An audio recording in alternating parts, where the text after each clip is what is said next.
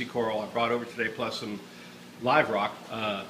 And tell us a little bit about, I'm sorry, this is a dry rock. Tell us a little bit about what you can do as far as if someone brings you this kind of dry rock or legacy corals, what kind of things you can do? Well, initially we would put it in our holding facility outside and put it alongside some of the other coral that has been seeded and grown with abundant microfauna and fauna. And in the initial seeding, you will see coralline colors come into play. But very quickly, macroalgae that are also in the system, either before when they went sexual and their DNA spores are in the water, it will grow on this rock. And part of the curating process here is for me to selectively choose which macros the customer wants and are desirable.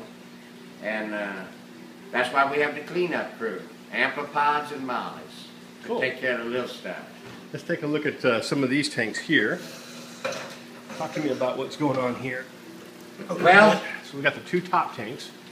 Yeah, this is these tanks are 4 weeks cycle. I really didn't get spikes in the cycle because with a large facility like this, I put 20 pounds of seeded sand in the bottom and all live rock in the top, so that was really nothing to cycle. Each tank has crushed aragonite, very coarse grade, and in this particular tank, I've chosen to put mollies in it at the top. They about just like a big pod. The pods are right next to them feeding, and the mollies don't know to eat them. It's a very peaceful, easygoing tank, and I'm going to use this as a signature tank to demonstrate some of the decorative macro that I have in my systems. I'm going to stick my hand in and we'll just, some of them I don't know the name. This gorgeous piece, I'm going to just call it red moss until I know more. I have it strapped on there with a rubber band. This is green sinularia, which I propagated about 20 years ago. It's at least 8th or 10th generation. This is a rock that came from a Texas rock form that has Bimini limestone, which I have since put in my system, and I use it to inoculate, and in this case I have some macro that's attached to it, and I'm going to use that for some of the decoration in this tank. This is a very common gracilaria located in the Gulf of Mexico. It's stiff with calcium. I highly recommend this macro for people that have tangs and rabbits and dwarf angels. Unless they starve and they're not going to eat this macro. It grows fast. It's very resistant. It's a very nice compact bush. I broke a piece off. That's a sprig you can have. This is another gracilaria from the Gulf of Mexico. The reason the tips are yellow-orange is the same reason I moved them down in the tank. It was too much light, and when they grow fast like that, with intense light, they have the yellow-orange coloration. This is Gracilaria siracuna. I think I pronounced it right. Anyway, it's a little bit more lacy. This macro is edible. It's people edible. It's used around the world to feed fish and shrimp in aquaculture and mariculture facilities. If you're a Cajun, it's probably people edible. What's that little yellow thing right next to it? This is a red ball sponge. This was a hitchhiker from the Gulf of Mexico rock. This is one of the desirable guys that attach to the rock in the Gulf of Mexico. Maybe you can't see it, but this right here that is a cucumber he just pulled in, so you may not see him again. This rock is crawling with pods.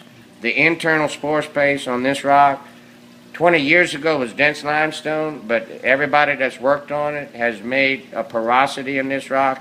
It's fairly light and is full of pods. It feeds this tank even though these fish don't eat it.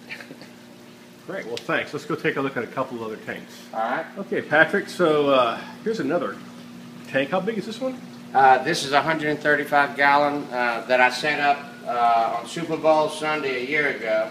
So it's 18 months old. I initially set it up as a deep sand bed to grow true marine plants. And since then, I've seemed to have become a rock former. So I have all of this rock that's in this tank at this moment was in Bear Creek dry stream bed 18 months ago.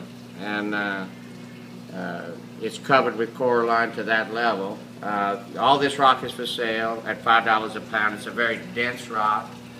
The largest piece here on the bottom is over 10 pounds. I'm not going to sell it for $5 a piece. That makes it over $50. But that particular rock, I'm going to maintain the price at $45. But each one in here is $5 a pound. I use the sand in here in both my Dechivar and my refugium kits. This tank has been seeded with 300 pounds of different grade sands, and as you can see, I put coralline rubble diver collected off of Tampa Bay, and it was full of mini stars and bristle worms and all kind of stuff that people that are interested in preserving the food chain and preserving their sand beds with Dechivars was in that sand and is in this sand. So let's take a look at this tank. Talk to me a little about this one here. Okay, well, this is a different system. This is from my original days. It's set up as a Jobert plenum with about 6 inches of sand and about a 3/4 inch false bottom, called a Jobert plenum. I had this tank set up for 12 years. It was a used tank. The bottom section has a kind of mud macro filter, and I took the macro component out and put rock in it. I really like the fact that I don't have to put excessive lighting in my refugium, and I've lowered the combination of the open top and no lights in the refugium has allowed me to bring the temperature on this tank down to 76, 77 degrees. I prefer a cooler temperature. Most of these Gulf of Mexico rocks prefer a cooler temperature. They come from 30 feet of water. Even in the summertime, that doesn't get hot. So over here on the right, is this some of the Gulf of Mexico rock? Yes, it is. Wow, that's amazing. All of this, with the exception, this rock is what I would call my premium economy line. It is covered with different corallines, and now this is a $5 rock, but that's 18 months in the water. It would be similar to these other rocks, except the coloration on this is more intense. This is Gulf of Mexico formed rock. You can see this. This is a yellow ball sponge. This is some sort of bivalve. He's moving. This is a colony of a hard coral. I don't really know what kind it is. It's not alive, but it's being colonized by pods. The coralline on this rock is mostly purple, but there's mauve. This is a nice treat on the back. This is a type of a sponge. In looking up at the website, this is called an orange boring sponge. This brick red color, pale pink red, is a bryozoan. They're very ancient filter feeders. I'm going to show you what one looks like with more color. It's on another Gulf of Mexico rock. That's this rock. And you can see the intensity of the color on this bryozoan, and it is spreading. So any rock that's in this system is subject to be colonized by these critters. Looks like a kind of a sponge. It's more ancient than a sponge, but it is a filter feeder that would be similar. I think this might be a filter hole there, but I don't know enough about it. Well, it closed up, so it's something. It responded to my touch. Is that a sea apple over there? And that is a sea apple. I've had this one for about 18 months. They're Like everybody else, I was scared of keeping them. I've been doing this for 40 years. I've only had them now for about 2 years. I love them. They're gorgeous. Great. Okay, so we got 2 more tanks to go. Let's walk over there and look at these others. Too many tanks. I think that should be in the signature. So, how big are these guys? These are both 55-gallon tanks. They were bought at the PetSmart $1 sale. I have all kind of different utility lights on them. And these are in different stages of growth. This particular tank had a terrible phosphate problem where the cyanobacteria had such a thick mat, and I was so busy with other things close to my grand opening, I threw 1,000 snails in there and let them win the war. But it took 2 months, but I had so much other stuff I let it go. Yeah, wow, that's cool.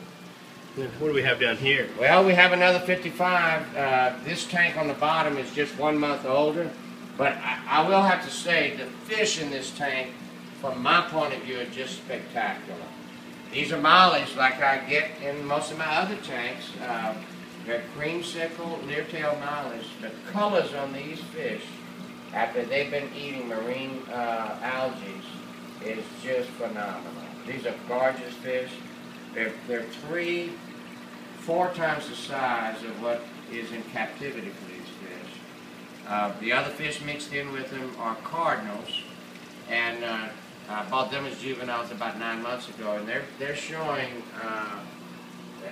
breeding behavior. I'm considering breaking the schools up and putting 5 in each one of 2 other tanks.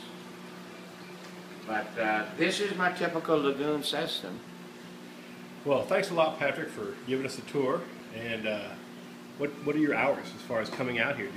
Well, I have open hours. This is my house. You know, aside from after 10 o'clock at night, you can't get here too early in the morning for me. Just call it in ahead, make an appointment. I'm very flexible. Do you ship any of this stuff? I actually do ship. Some of the larger live rock I will not ship at this time, but the smaller live rock that only has coralline, I'll ship under my 3-day shipping procedure using UPS priority. And for customers within the Austin area, I will ship live rock as long as I know it's within 1 day. Depends on the level of the live rock. If it's only coralline, I'll stick with the regular 2-day shipping and not worry about it. And ship. I ship that all over the United States. So, and also, if someone has dry rock and they want to seed it, they can bring it out here? Yeah, that's a freebie that I've offered to the Austin Reef Club. Mm-hmm. And even if you're not a member in the Austin Reef Club and you live close enough to take advantage of it, do it. I'll honor it. I suggest you join the Austin Reef Club. It's a great society. It's a lot of people that are interested in the hobby. You know, I can't find a better place to network with. Okay. Well, thanks a lot, Patrick.